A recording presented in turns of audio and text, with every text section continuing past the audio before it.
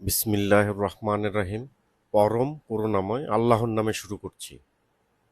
আমি মোহাম্মদ আব্দুল আজিজ, প্রভাষক, Bangla, Rahmatullah model high school and college. আজকে আলোচনা করতে যাচ্ছি মানব কল্যাণ। লিখেছেন আবুল ফজল। এই গল্পটার সম্পূর্ণ অর্থসহ গল্পটা বোঝানোর চেষ্টা করছি। চলে যাই মূল আলোচনায়। মানব কল্যাণ এই শিরোনাম আমার দেওয়া নয়। আমাদের প্রচলিত ধারণা আর চলতি কথায় মানব কল্যাণ কথাটা অনেকখানি সস্তা আর মামুলি অর্থেই ব্যবহৃত হয়ে থাকে। অর্থাৎ লেখক বলতে চাচ্ছেন যে মানব কল্যাণ কথাটি খুব সস্তা অর্থে ব্যবহৃত হয় বলে লেখকের দেওয়া শিরোনাম এটি নয়। একমুষ্টি ভিক্ষা দেওয়াকে আমরা মানব কল্যাণ মনে করে থাকি। মনুষ্যবোধ আর মানব মর্যাদাকে এতে যে ক্ষুণ্ণ করা হয় তা সাধারণত উপলব্ধি করা হয় না। ইসলামের নবী বলেছেন, উপরের হাত সবসময় নিচের হাত থেকে শ্রেষ্ঠ। অর্থাৎ দানকারী সবসময় শ্রেষ্ঠ হয়। নিচের হাত মানে যে মানুষ হাত পেতে গ্রহণ করে। উপরের হাত মানে দাতা, যে হাত তুলে উপর থেকে অনুগ্রহ বর্ষণ করে। দান ও ভিক্ষা গ্রহণকারীর দীনতা তার সর্ব অবয়বে কিভাবে প্রতিফলিত হয় তার বীভৎস দৃশ্য কান্না নজরে পড়েছে। এই তিনটা প্যারার কি অর্থে লেখক বলেছেন আমরা সেটাই বলতে চাচ্ছি, সেখানেই যাই। প্রাবন্ধিক আবুল ফজল মনে করেন, ভিক্ষা দেওয়া মানব কল্যাণ নয়, বরং মনুষ্যত্বকে ক্ষুণ্ণ করা। এজন্যই বর্তমানে মানব কল্যাণ কথাটি সস্তা আর মামুলি ব্যাপার হয়ে গেছে। ভিক্ষুক যখন নির্লজ্জভাবে ভিক্ষা গ্রহণ করে তখন তার দরিদ্রতা ও বীভৎস অসহায়ত্ব কেউ কি ভালো করে দেখেছে?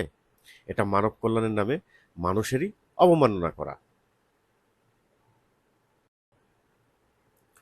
মনুষ্যত্ব আর মানব মর্যাদার দিক থেকে অনুগ্রহকারী মানে উপকারী বা উপকারকারী আর অনুগৃহীতের মানে উপকৃতের মধ্যে আকাশ পাতাল তফাৎ। একথা ব্যক্তির বেলায় যেমন সত্য, তেমনি দেশ আর রাষ্ট্রের বেলায়ও বরং অধিকতর সত্য। কারণ রাষ্ট্র জাতির যৌথ জীবন আর যৌথ চেতনারই প্রতীক। রাষ্ট্রের দায়িত্ব শুধু প্রশাসন চালানোই নয়, জাতিকে আত্মমর্যাদা সম্পন্ন করে তোলাও রাষ্ট্রের একটি বৃহত্তর দায়িত্ব। যে রাষ্ট্র হাত পাতা আর চাটুকারিতাকে দেয় প্রশ্রয়, সে রাষ্ট্র কিছুতেই আত্মমর্যাদা সম্পন্ন নাগরিক সৃষ্টি করতে পারে না। চলে যায় ব্যাখ্যায়।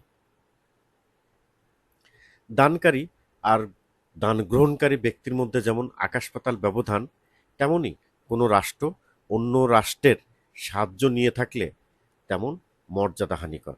কারণ রাষ্ট্র হচ্ছে জাতির জীবন ও চেতনার প্রতীক। সেই জন্য রাষ্ট্রের দায়িত্ব হাত পাতা আর চাটুকারিতা না করে আত্মমর্যাদা সম্পন্ন নাগরিক তৈরি করা। দান খয়রাতকে মনে করি না। মনুষ্যত্বেও অমাননা যে ক্রিয়াকর্মের অবশ্যম্ভাবী পরিণতি, তাকে কিছুতেই মানব কল্যাণ নামে অভিহিত করা যায় না। মানব কল্যাণের উৎস মানুষের মর্যাদাবোধ বৃদ্ধি আর মানবিক চেতনা বিকাশের মধ্যেই নিহিত। অর্থাৎ এই মানব কল্যাণ শুধু দয়া করুণা করা, দান খয়রাতকেই মানব কল্যাণ বলা যাবে না।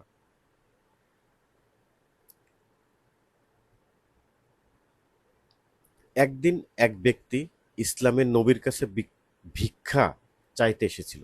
নবী তাকে একখানা কুড়াল কিনে দিয়ে বলেছিলেন, এটা দিয়ে তুমি বন থেকে কাঠ সংগ্রহ করে বাজারে বিক্রি করে জীবিকা রোজগার করোগে। এভাবে তিনি লোকটিকে শুধু স্বাবলম্বনের পথ দেখাননি, সে সঙ্গে দেখিয়ে দিয়েছিলেন মর্যাদাবান হওয়ার, মর্যাদার সাথে জীবনযাপনের উপায়ও। ভিক্ষা নয়, স্বনির্ভর জীবনযাপনের উপর লেখকের গুরুত্ব। লেখক বলতে চেয়েছেন বা লেখক মনে করেন যে ভিক্ষা ও দান খয়রাত দেওয়া মানব কল্যাণ নয়, বরং মনুষ্যত্বকে অবমাননা করা, মানুষের মর্যাদাবোধের বৃদ্ধি ও মানবিক চেতনা বিকাশের মধ্যেই মানব কল্যাণ নিহিত। স্বাবলম্বনই হল মানুষের মর্যাদার পথ। এ সম্পর্কে লেখক ইসলামের নবী হযরত মুহাম্মদ সাল্লাল্লাহু আলাইহি সাল্লামের দেওয়া একটি দৃষ্টান্ত কাহিনী উপস্থাপন করেছেন।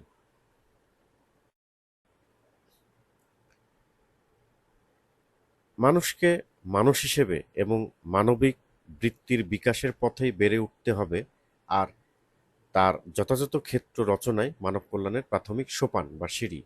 সেই সোপান মানে মানবিক বৃত্তি বিকাশের পথ রচনায় সমাজ আর রাষ্ট্রের দায়িত্ব। সমাজের ক্ষুদ্রতম অঙ্গ বা ইউনিট পরিবার, সে পরিবারকেও পালন করতে হয় এই দায়িত্ব, কারণ মানুষের ভবিষ্যৎ জীবনের সূচনা সেখান থেকেই। ধীরে ধীরে ব্যাপকতর পরিধিতে যখন মানুষের বিচরণ শুরু, তখন সে পরিধিতে সে সব প্রতিষ্ঠানের সঙ্গে তার সংযোগ ঘটে। তার শিক্ষা কিংবা জীবিকা সংক্রান্ত যাই হোক না, তখন সে দায়িত্ব ওইসব প্রতিষ্ঠানের উপর বর্তায়। তবে তা অনেকখানি নির্ভর করে অনুকূল পরিবেশ ও ক্ষেত্র গড়ে তোলার উপর। চলে যাই এই তিনটা প্যারার বিশ্লেষণে। লেখক মনে করেন রাষ্ট্রের দায়িত্ব মানুষকে মানবিক গুণাবলী নিয়ে বেড়ে উঠতে সাহায্য করা। এটা হলো মানব কল্যাণের প্রাথমিক সিঁড়ি। পরিবারকেও রাষ্ট্রের মতো দায়িত্ব পালন করতে হবে, কারণ মানুষের ভবিষ্যৎ জীবনের মানবিক গুণাবলী প্রকাশের জন্য দরকার অনুকূল পরিবেশ ও ক্ষেত্র, যা পরিবার ও রাষ্ট্র দিতে পারে। অবলম্বনদের সঙ্গে সংযুক্ত। উপলব্ধি ছাড়া মানব কল্যাণ স্রেফ দান খয়রাত আর কাঙালি ভোজনের মতো মানব মর্যাদার অবমাননাকর এক পদ্ধতি না হয়ে যায় না, যা আমাদের দেশ আর সমাজে হয়েছে। এসবকে বাহবা দেওয়ার এবং এসব করে বাহবা কুড়োবার লোকেরও অভাব নেই দেশে। পরবর্তী প্যারা। আসল কথা, মানুষের মনুষ্যত্বকে বাদ দিয়ে স্রেফ তার জৈব অস্তিত্বের প্রতি সহানুভূতিশীল এ ধরনের মানব কল্যাণ কিছুমাত্র ফলপ্রসূ হতে পারে না। এহেন মানব কল্যাণের কুৎসিত ছবি দেখার জন্য দূর দূরান্তে যাওয়ার প্রয়োজন নেই। আমাদের আশেপাশে চারিদিকে তাকিয়ে দেখলেই তা দেখা যায়। এই দুইটা প্যারাতে লেখক কি বোঝাতে চেয়েছেন? লেখক মনে করেন মানব কল্যাণ কোনো বিচ্ছিন্ন বা একক কোনো বিষয় নয়, বরং তা সমাজের সামগ্রিক ভালো মন্দের সাথে সম্পর্কিত। কোনো একক ব্যক্তি বাহবা পাওয়ার জন্য দান খয়রাত করলে সেটা মানব কল্যাণ না হয়ে মানব অমাননাকর হয়। সুতরাং মনুষ্যত্বকে বাদ দিয়ে এ ধরনের লোক দেখানো মানব কল্যাণের নামে কুৎসিত বিষয়, যা আমাদের আশেপাশে তাকালেই দেখা যায়। পরবর্তী প্যারায় বলছে লেখক, বর্তমানে মানব কল্যাণ অর্থে আমরা যা বুঝি তার প্রধানতম অন্তরায় রাষ্ট্র, জাতি, সম্প্রদায় ও গোষ্ঠীগত চেতনা, যা মানুষকে মেলায় না, করে বিভক্ত। বিভক্তিকরণের মনোভাব নিয়ে কারো কল্যাণ করা যায় না, করা যায় একমাত্র সমতা আর সহযোগিতার পথে। সত্যিকার মানব কল্যাণ মহৎ চিন্তা ভাবনারই ফসল। বাংলাদেশের মহৎ প্রতিভারা সবাই মানবিক চিন্তা আর আদর্শের উত্তরাধিকার রেখে গেছেন। দুঃখের বিষয়, সেই উত্তরাধিকারকে আমরা জীবনে প্রয়োগ করতে পারিনি। বিদ্যাপতি চন্দ্রদাস, মধ্যযুগের কবি, থেকে লালন প্রমুখ কবি এবং অপেক্ষাকৃত আধুনিককালে রবীন্দ্রনাথ, নজরুল সবাই তো মানবিক চেতনার উদাত্ত কণ্ঠস্বর। বঙ্কিমচন্দ্রের অবিস্মরণীয় সাহিত্যিক উক্তি, তুমি অধম তাই বলিয়া আমি উত্তম হইব না কেন, এই গভীর মূল্যবোধেরই উচ্চারণ। এই প্যারাতে লেখক যেটা বোঝাতে চেয়েছেন সেটা হচ্ছে, লেখক মনে করেন বর্তমানে আমাদের দেশে প্রচলিত অর্থে যে মানব কল্যাণ রয়েছে তা আমাদের মধ্যে বিভক্তির সৃষ্টি করছে। সমতা আর সাহায্য সহযোগিতা ছাড়া মানব কল্যাণ সম্ভব নয়। কবি বিদ্যাপতি, চণ্ডীদাস, লালন, রবীন্দ্রনাথ, নজরুল এমনকি বঙ্কিমচন্দ্র মানবিক মূল্যবোধের কথা উত্তরাধিকার স্বরূপ রেখে গেছেন, কিন্তু আমরা তা জীবনে প্রয়োগ করতে পারিনি। রিলেশনশিপ মানে সম্পর্ক, উনি বলেছেন relationship is the fundamental truth of the world of appearance. কবি এই উক্তিটি করেছিলেন তার হিবার্ট বক্তৃতামালায়। অন্তর্জগতের বাইরে যে জগৎকে আমরা অহরহ দেখতে পাই তার মৌলিক সত্য পারস্পরিক সংযোগ সহযোগিতা। কবি যাকে রিলেশনশিপ বলেছেন, সেই সংযোগ বা সম্পর্কের অভাব ঘটলে মানব কল্যাণ কথাটা স্রেফ ভিক্ষা দেওয়া নেওয়ার সম্পর্ককে বা ভিক্ষা দেওয়া নেওয়ার সম্পর্কে পরিণত হয়। লেখক এই সম্পর্কে, এই কথা সম্পর্কে লেখক যা বোঝাতে চেয়েছিলেন সেটা হচ্ছে যে লেখক মনে করেন মানব কল্যাণ সম্পর্কের দৃঢ়তার উপর নির্ভর করে। এর প্রসঙ্গে তিনি রবীন্দ্রনাথের অর্থাৎ বিশ্বকবি রবীন্দ্রনাথ ঠাকুরের বিখ্যাত উক্তি তুলে ধরে বলেছেন, সংযোগ সহযোগিতা ছাড়া মানব কল্যাণ মূলত ভিক্ষা দেওয়ার মধ্যে সীমাবদ্ধ থাকবে। মানব কল্যাণ অলৌকিক কিছু নয়, এ এক জাগতিক মানব ধর্ম। তাই এর সাথে মানব মর্যাদা তথা হিউম্যান ডিগনিটির মর্যাদার সম্পর্ক অবিচ্ছেদ্য। আজ পৃথিবীর দিকে তাকিয়ে দেখলে কি দেখতে পাই? দেখতে পাই দুস্থ, অবহেলিত, বাস্তুহারা, স্বদেশ বিতাড়িত মানুষের সংখ্যা দিন দিন বেড়েই চলেছে। সেই সঙ্গে বৃদ্ধি পেয়েছে রিলিফ, রিহ্যাবিলিটেশন ইত্যাদি শব্দের ব্যাপক প্রয়োগ। রেড ক্রস ইত্যাদি সেবাধর্মী সংস্থার সংখ্যা বৃদ্ধি কি প্রমাণ করে না মানব কল্যাণ কথাটা স্রেফ মানব অপমানে পরিণত হয়েছে? মানুষের স্বাভাবিক অধিকার আর মর্যাদার স্বীকৃতি আর প্রতিষ্ঠা ছাড়া মানব কল্যাণ মানব অপমানে পরিণত না হয়ে পারে না। এই প্রসঙ্গে লেখক এই কথার ভিতরে লেখক যেটা বলতে চেয়েছেন সেটা হচ্ছে যে লেখক মনে করেন মানব কল্যাণ হলো জাগতিক মানব ধর্ম, যা মানব মর্যাদার সাথে সম্পর্কিত। কিন্তু দুস্থ, অবহেলিত, বাস্তুহারা, স্বদেশ বিতাড়িত মানুষ দেখে বোঝা যায় যে মানব মর্যাদা আজ আর নেই। অর্থাৎ এদের দিকে তাকালে আমরা দেখতে পাবো যে এদের যে করুণ দশা, এদের যে করুণ অবস্থা, আসলে আমাদের দেশে এই মানব কল্যাণ বা মানব ধর্ম বলে কোনো কিছু নেই। মানব কল্যাণের নামে ত্রাণ, পুনর্বাসন ইত্যাদি মানব অমাননকার শব্দে ভরে গেছে। এমন চলতে থাকলে মানব কল্যাণ না হয়ে মানব অপমানে পরিণত হবে। অর্থাৎ মানব কল্যাণ না হয়ে মানব অপমানে পরিণত হবে, মানব অপমানে অপমানিত হবে। সুতরাং এখনো আমরা সে মানব কল্যাণ যেটা সঠিক মানব কল্যাণ যেটা সেটা আজও আমরা ফিরে পাইনি। বা গোষ্ঠীবদ্ধ জীব নই, বৃহত্তর মানবতার অংশ। তাই গো অফ হিউম্যানিটি কে বিচ্ছিন্ন, বিক্ষিপ্ত অথবা খণ্ডিতভাবে দেখা বা নেওয়া যায় না। তেমনি নেওয়া যায় না তার কল্যাণ কর্মকে খণ্ডিত করে। দেখতে মানুষও অন্য একটা প্রাণী মাত্র, কিন্তু ভেতরে মানুষের মধ্যে রয়েছে এক অসীম ও অনন্ত সম্ভাবনার বীজ, মানে মানুষের সম্ভাবনা, যে সম্ভাবনার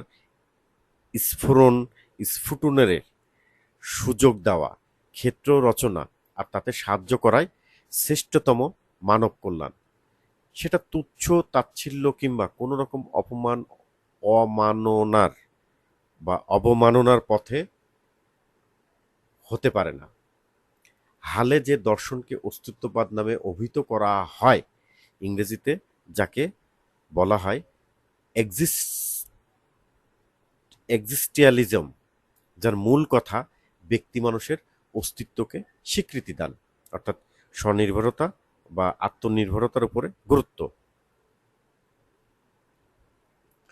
অর্থাৎ লেখক বলতে চেয়েছেন যে ক্ষুদ্র নৃগোষ্ঠী বা ব্যক্তিকে বাদ দিয়ে বিচ্ছিন্ন বা খণ্ডিত করে মানব কল্যাণ সম্ভব নয়, কারণ প্রত্যেক মানুষের মধ্যে রয়েছে অসীম ও অনন্ত সম্ভাবনার বীজ, আর সেই ব্যক্তি বা গোষ্ঠীগত মানুষের অস্তিত্বকে স্বীকৃতি দিয়েছে আধুনিক দর্শন বা অস্তিত্ববাদ হিসেবে। সুতরাং ব্যক্তির অসীম অনন্ত সম্ভাবনার স্ফুরণ স্ফুটনের জায়গা করে দেওয়াই হলো শ্রেষ্ঠতম মানব কল্যাণ। বল প্রয়োগ কিংবা সামরিক শাসন দিয়ে মানুষকে তাবেদার কিংবা চাটুকার বানাতে পারা যায়, কিন্তু প্রতিষ্ঠা করা যায় না মানব মর্যাদার আসনে। সব কর্মের সাথে শুধু যে ব্যক্তিগত সম্পর্ক থাকে তা নয়, তার সামাজিক পরিণতি তথা সোশ্যাল কনসিকুয়েন্সও অবিচ্ছিন্ন। যেহেতু সব মানুষই সমাজের অঙ্গ, তাই সব রকম কল্যাণ কর্মেরও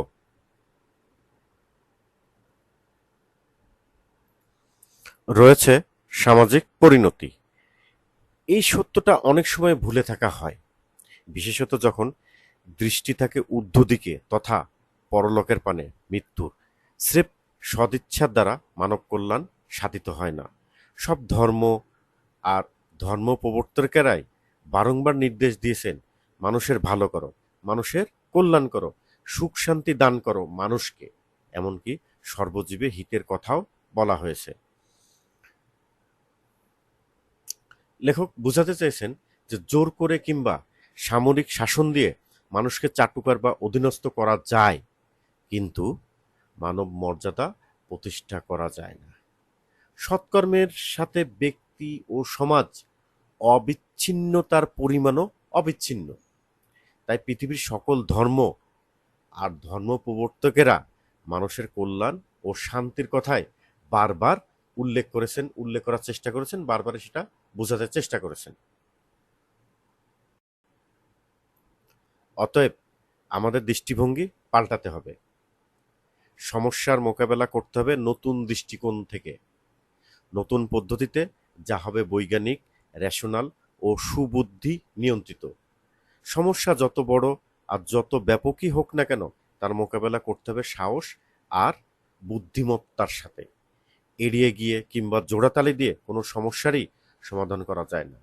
আমাদের বিশ্বাস, মুক্ত বুদ্ধির সহায়তায় সুপরিকল্পিত পথেই কল্যাণময় পৃথিবী রচনা করা সম্ভব। একমাত্র মুক্ত বিচার বুদ্ধির সাহায্যেই বিজ্ঞানের অভাবনীয় আবিষ্কারকে ধ্বংসের পরিবর্তে সৃজনশীল মানবিক কর্মে করা যায় নিয়োগ। তা করা হলেই মানব কল্যাণ হয়ে উঠবে মানব মর্যাদাকর সহায়ক।